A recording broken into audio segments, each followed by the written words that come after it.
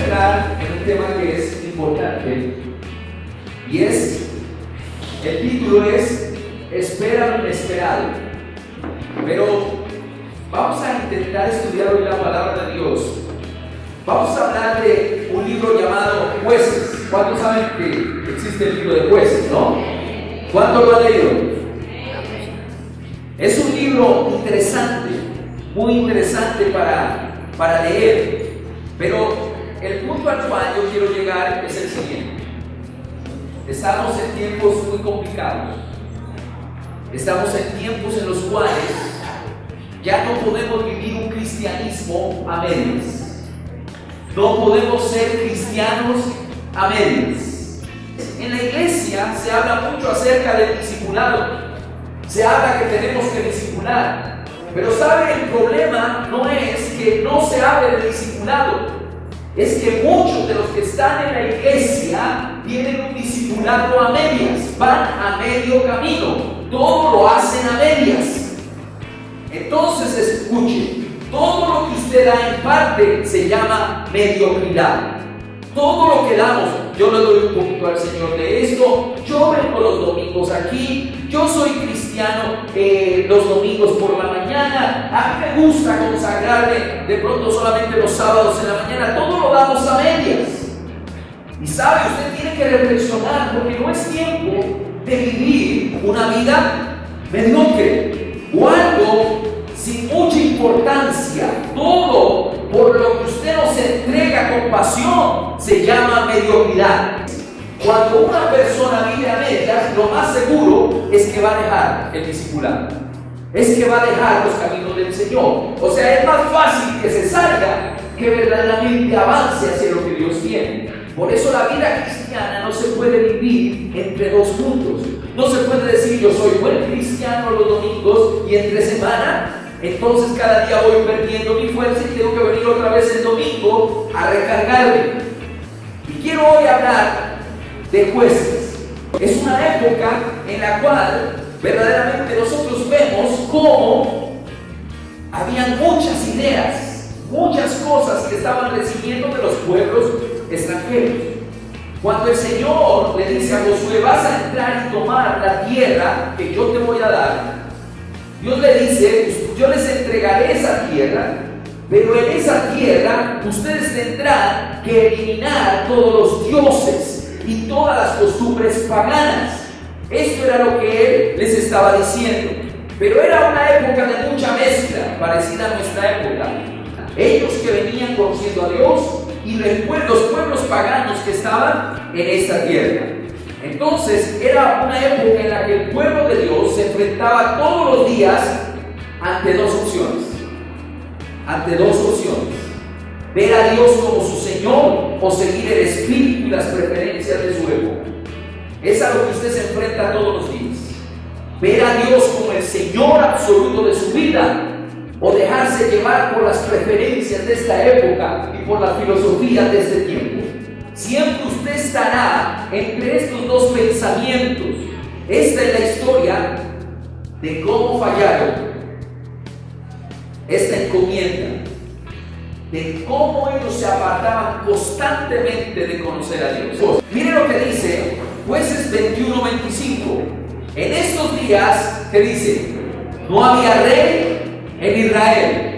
Cada uno hacía lo que bien le parecía.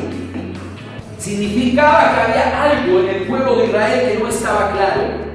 ¿Sabe? Quiero que usted mire cómo verdaderamente es el libro de Jueces. Le voy a dar una descripción. El libro de Jueces es gente despreciable que hace cosas deplorables, cuentos perversos sobre personajes disfuncionales. ¿Con qué ganas uno lee Jueces? No. Pero este es el libro de Jueces. Los jueces cada vez se ven más imperfectos y fracasados. La respuesta de por qué el libro está ahí es porque es el Evangelio. Y ustedes se van a dar cuenta, ¿cómo así? Que Jueces es Evangelio. Jueces nos muestra que la Biblia no es un libro de virtudes. No está lleno de relatos edificadores. ¿Por qué? Sino la Biblia muestra claramente las debilidades humanas. Como decimos nosotros, le saca los trapitos al sol. O sea, a nadie le oculta nada. Imagínense que su vida, tal como es, en lo secreto, en lo oculto, fuera escrita en la Biblia. O sea, aparecer en la Biblia verdaderamente a veces se convierte en una tragedia, porque es que lo conozcan a uno tal como somos. Entonces escuche, ¿por qué? Porque la Biblia tiene algo muy interesante y muy especial.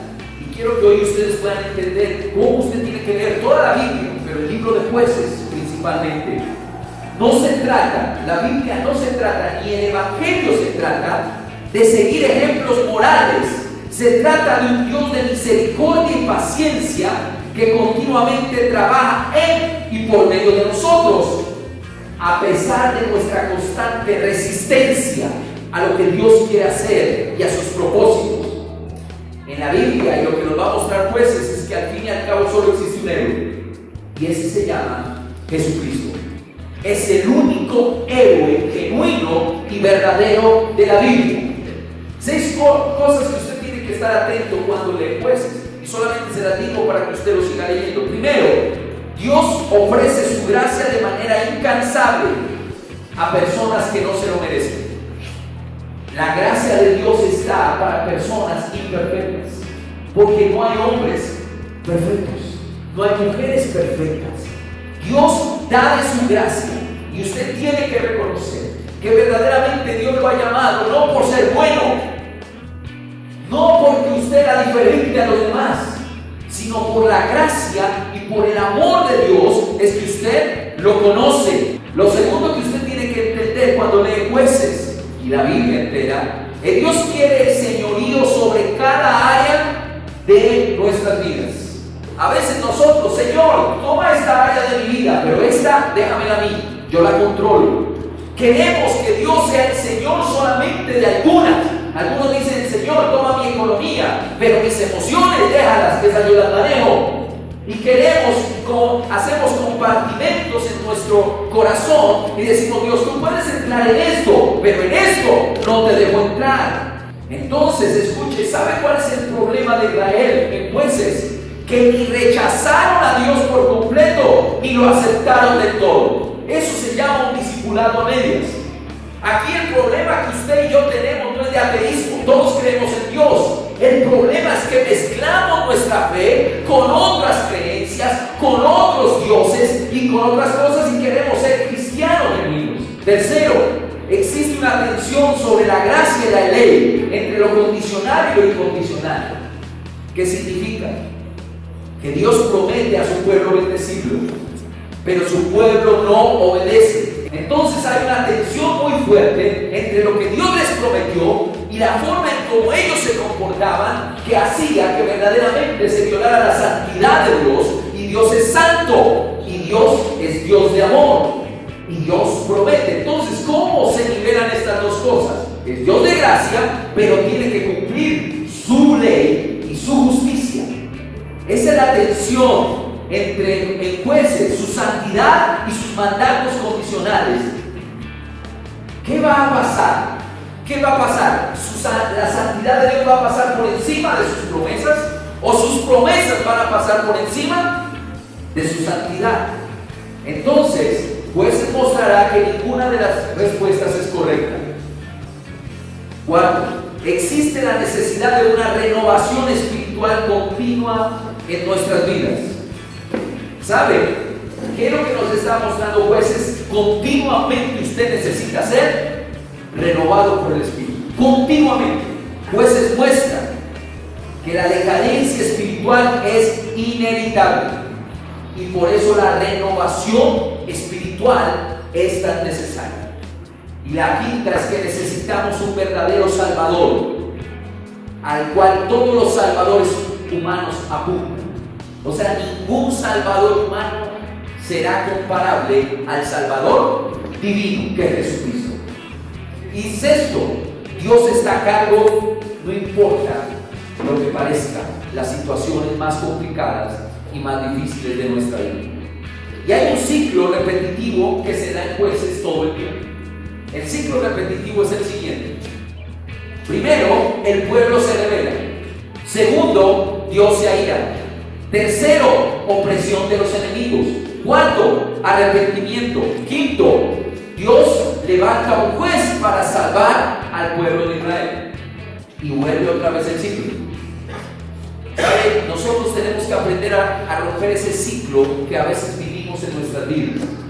Un día estamos bien con el Señor, un día nos apartamos del Señor, un día nos metemos, un día nos arrepentimos, un día nos rebelamos con Dios y volvemos de nuevo. Y otra vez venimos, nos arrodillamos y decimos, Señor, perdónanos.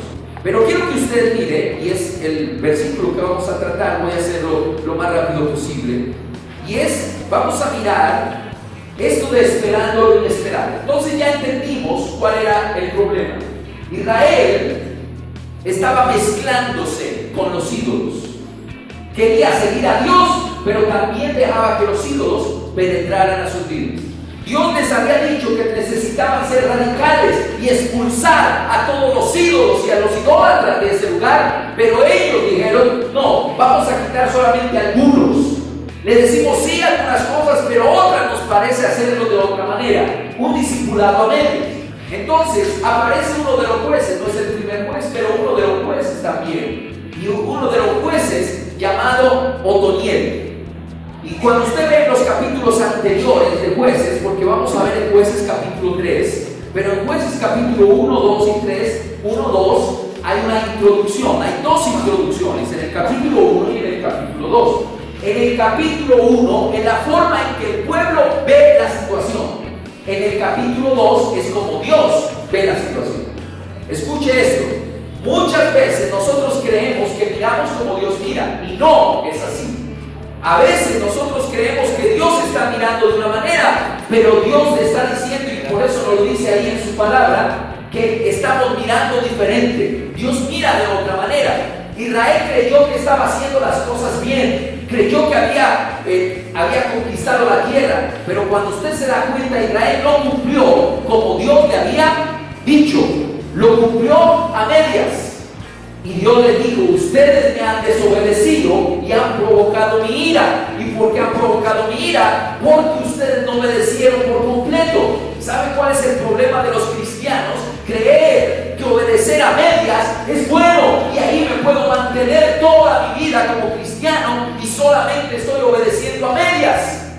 Lo que Dios está diciendo, o yo soy su Señor o no lo soy. No puedo ser un Señor a medias.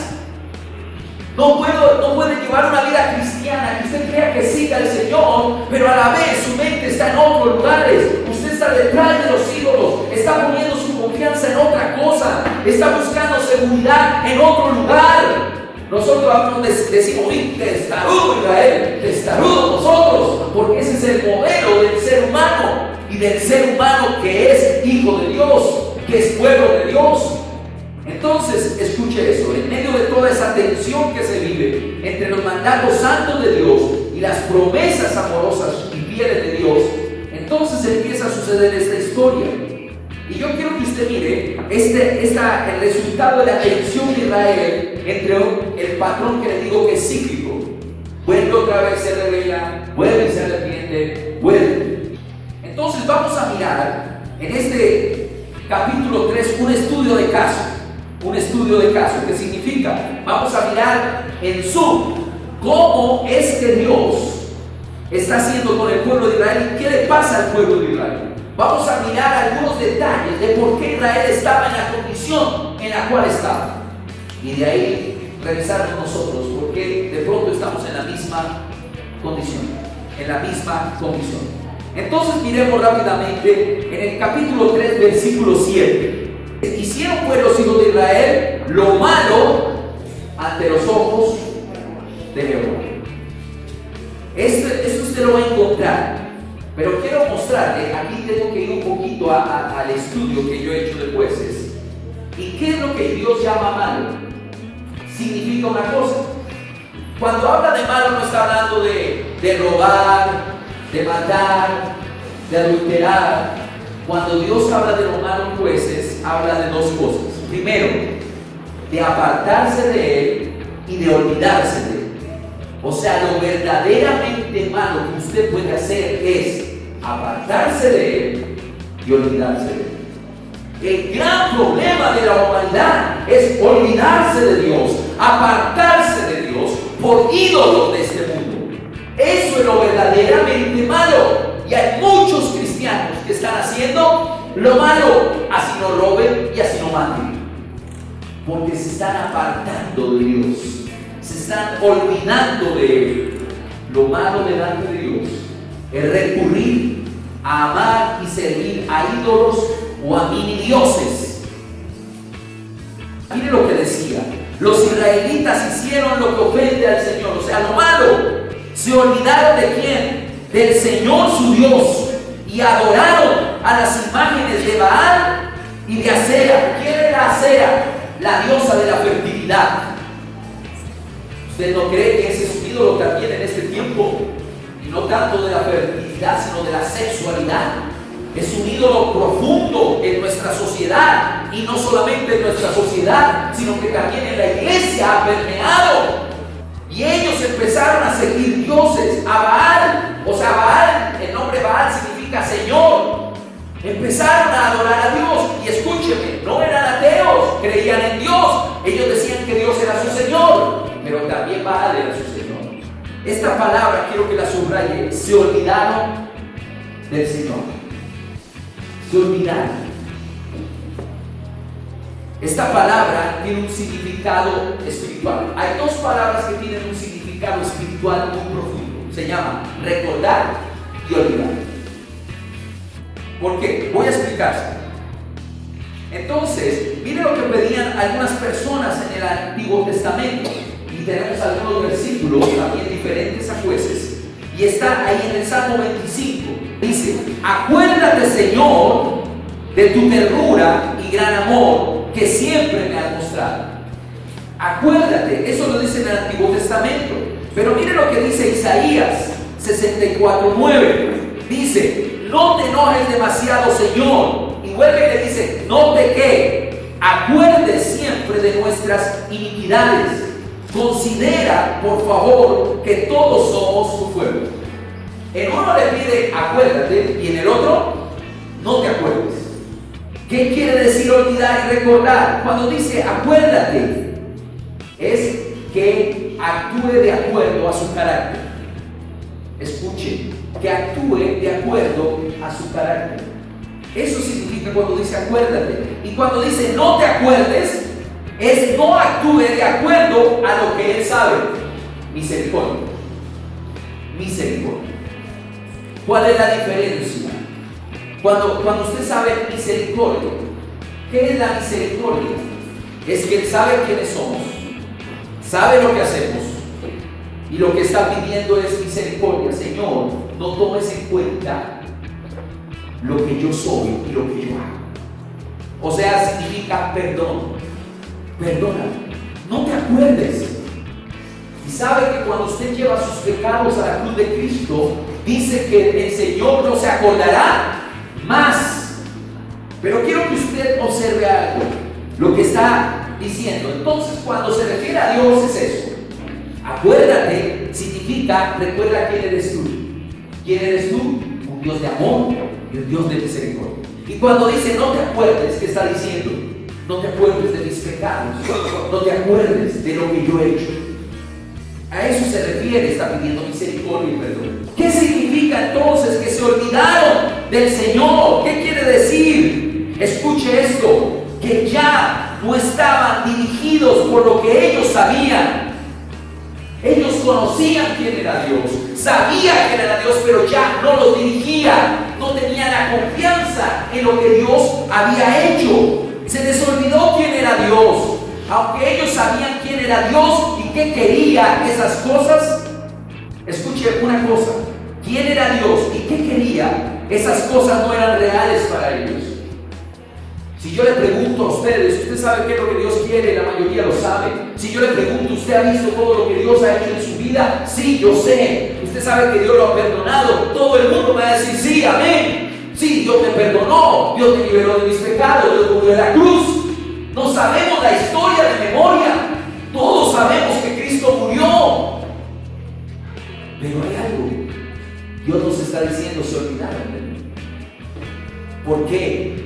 Porque eso que Dios hizo ya no hace mella en sus corazones. Ya usted se acuerda y lo canta como de memoria, lo recita, pero esto ya no es vida en usted, ya no está produciendo nada. Usted sabe de Dios, conoce de Dios, pero no experimenta a Dios en lo profundo de su corazón. La experiencia con Dios debe volverse a dar el día de hoy. Tengo que volver a experimentar, si no significa que te olvidaste de Dios. Te olvidaste cuando este primer amor, te olvidaste cuando Él te llamó, cuando Él te perdonó y te limpió de todos tus pecados. Ahora lo recitas como un rezo. ¿Sabe cuál es el problema? Sabemos muchas cosas con nuestra mente, pero nuestro corazón no lo percibe. Somos muy intelectuales, conocemos la Biblia, entendemos algunos versículos, no sabemos algunos versículos de memoria y los decimos tan rápido que ni siquiera entendemos. Y nosotros criticamos a otros porque rezan, pero nosotros decimos los versículos de memoria. ¿Pero qué significa esto? ¿Qué significa esto? Se nos ha olvidado esto. Entonces escuche, no nos atrapa, no nos penetra la verdad de Dios. No estamos en las profundidades de Dios, ni nos dirigen. Así que la razón por la cual los israelitas y también nosotros continuamente necesitaban la restauración era porque las verdades acerca de Dios, que una vez habían sido vibrantes y reales, con el tiempo se habían vuelto irreales. Sí, sabe, nos volvemos mecánicos y nos volvemos religiosos como cuando íbamos a misa. Es lo mismo, pero somos evangélicos. La palabra de Dios no penetra, no profundiza en nosotros. Y es donde yo quiero que usted entienda, aunque conocemos las verdades acerca de Dios, con mucha facilidad podemos perder el sentido de su realidad en nuestros corazones. ¿Sabe qué le pasa al corazón? Se congela. Entonces, aunque conocemos nuestro corazón, escuche eso, conocemos las verdades de Dios, pero no las probamos, no las experimentamos, no las sentimos.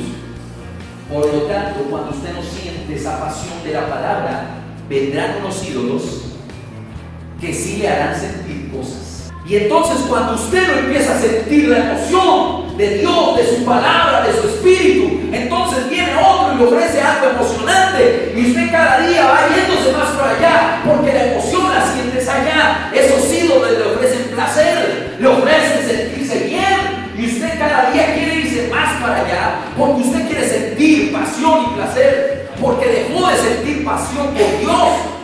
Dejó de sentir el gozo, la alegría de sentir su presencia. Cuando alguien descubre una verdad y se la frente al otro, dice esto: Dios nos dejó tres cosas importantes, hay muchas más, pero solamente quiero decir estas tres, para que volviéramos a recordar y no se nos olvidara, para que volviéramos a experimentar. ¿Cuál es? Escúcheme esto: la cena del Señor. Ustedes dicen, ¿qué tiene que ver la cena del Señor? ¿Qué tiene que ver la cena? Es una imagen visual poderosa de lo que Él ha hecho por nosotros. Ustedes saben que dice en la cena, cuando Jesús llega, instituye la cena, que dice: hagan esto en memoria de mí. ¿Sabe qué significa en memoria de mí? Memorum en latín. Y memorum significa traerlo al hoy y al presente. Significa que cuando usted está tomando la cena, ¿qué tiene que venir al presente? La muerte de Cristo Jesús. Dice en memoria, es como si lo estuviera viviendo hoy. ¿Qué pasa si Jesús está acá? ¿Qué pasaría si Jesús entrara por esa puerta? Usted diga: el Señor Jesús, hola Señor Jesús. ¿Qué haría? No se tiraría a sus pies, no quisiera abrazarlo, no quisiera besarlo, no quisiera darle las gracias, Dios, por todo lo que hiciste. ¿Por qué somos tan olvidadizos? ¿Por qué vivimos de experiencias del pasado? Mira, hasta que sus hijos y hasta que toda persona no tenga un encuentro profundo con el Dios de la cruz, no va a pasar nada. Nos volvemos religiosos. A veces queremos que la gente cambie sin un encuentro profundo con Dios. No hay posibilidad.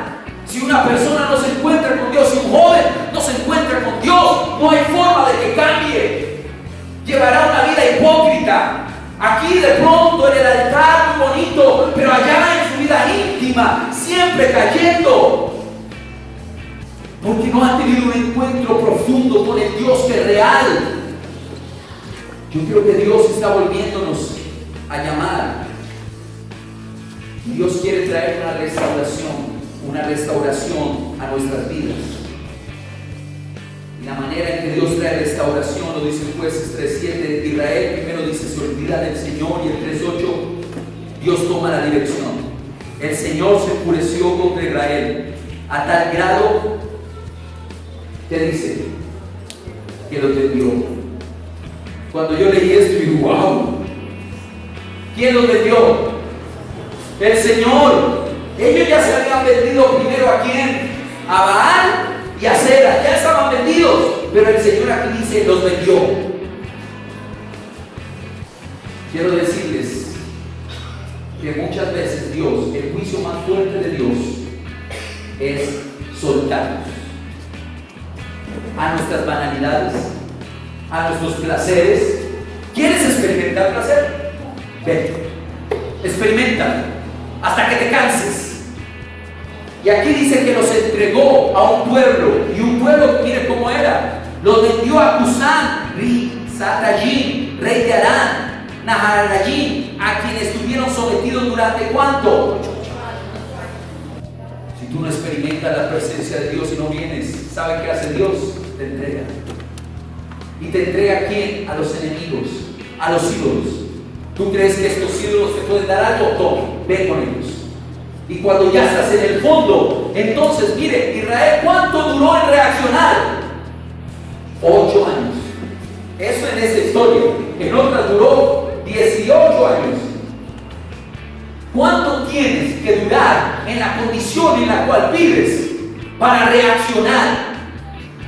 ¿Cuántas veces? A veces Dios permite el sufrimiento y no es la venganza de Dios por apartarnos de Él. Es su ira misericordiosa, es su ira de gracia, es su ira redentora. Muchos no entienden sino hasta que están en el suelo.